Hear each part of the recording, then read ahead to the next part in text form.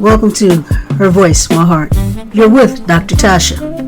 Her Voice, My Heart is a space for honest, emotionally grounded conversations between women, exploring love, healing, intimacy, identity, friendship, self-discovery, and the evolving journey of connection, vulnerability, and becoming.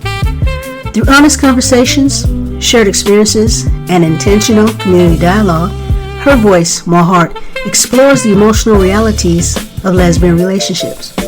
Love, intimacy, healing, vulnerability, loneliness, communication, and the deep human longing for connection.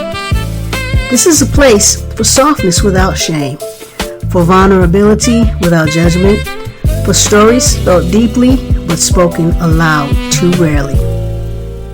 Her Voice, My Heart affirms that every woman deserves a space where her voice is valued, her experiences are honored, and her heart is held with compassion. If you are a woman who loves women, this space was created with you in mind. Let's talk about it, softly, honestly, together. Her Voice, My Heart. You're with Dr. Tasha. Welcome to Her Voice, My Heart, a space for conversations between women about love, healing, identity, connection, emotional intimacy, and growth.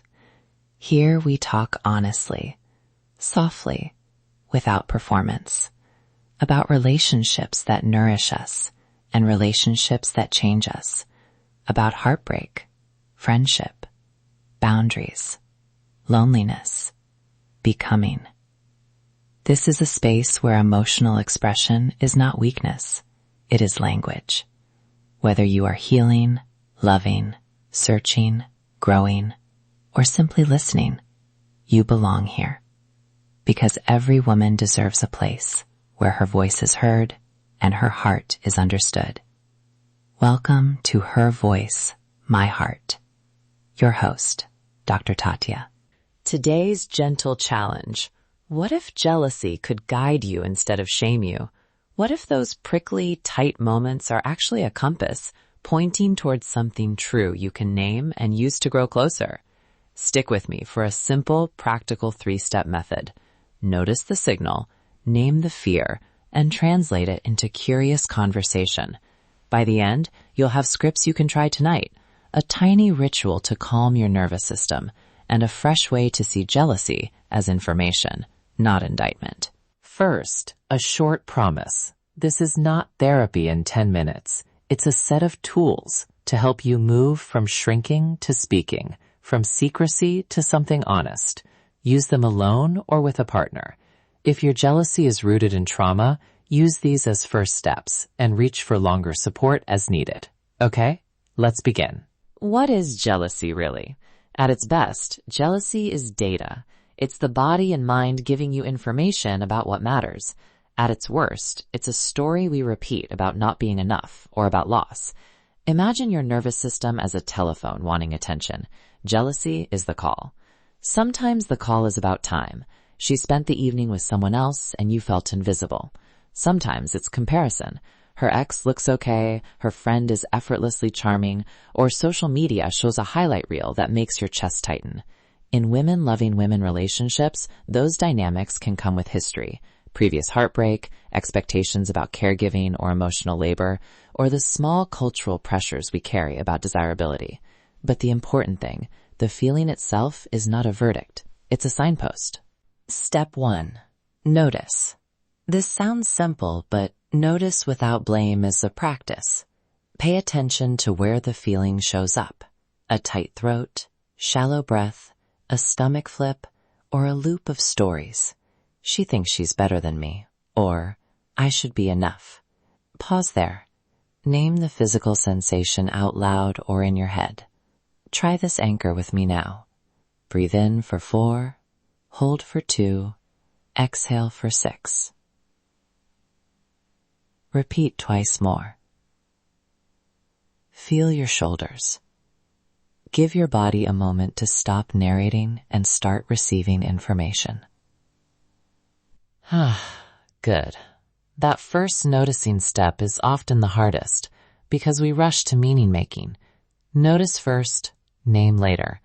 When you slow long enough to observe the body, the stories soften and you get a clearer read of what's actually at stake. Step 2. Name the fear.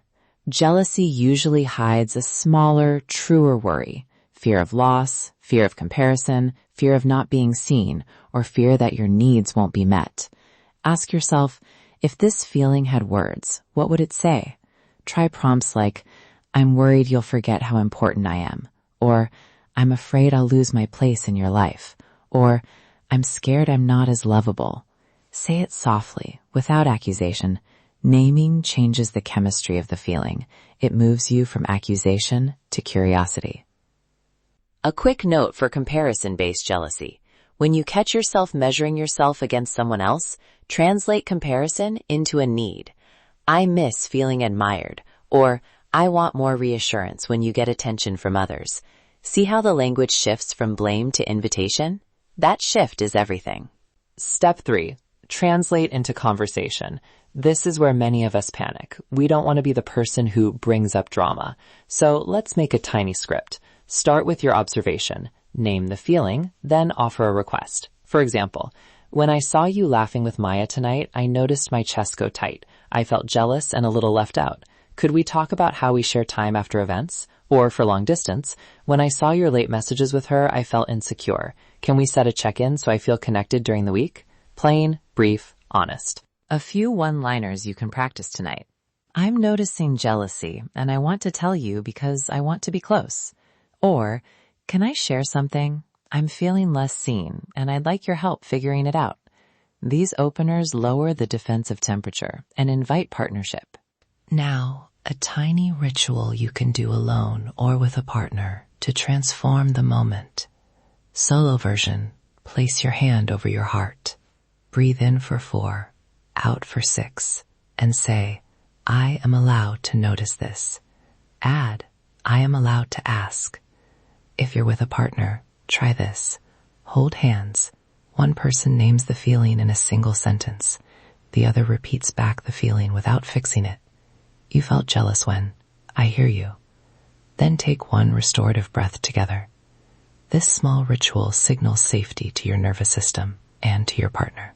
Tonight's practice. Pick one situation this week where you notice jealousy. Use the 3 steps. Notice, name, translate. Aim for curiosity, not accusation. If it feels too big, write it down first. If it feels like trauma, pause and choose support. Remember, curiosity builds connection.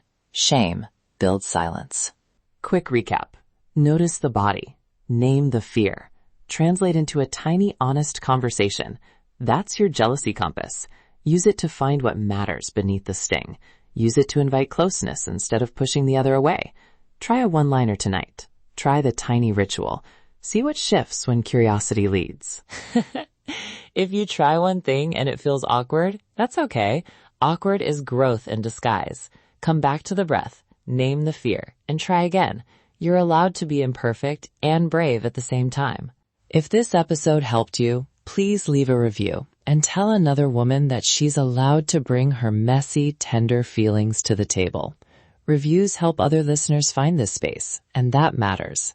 And if your jealousy feels rooted in past trauma, please seek support or a therapist who can walk with you through that healing. You don't have to do it alone. Her voice, my heart. You with Dr. Tatia. Let's talk about it. You belong here, and your feelings deserve soft attention. Until next time.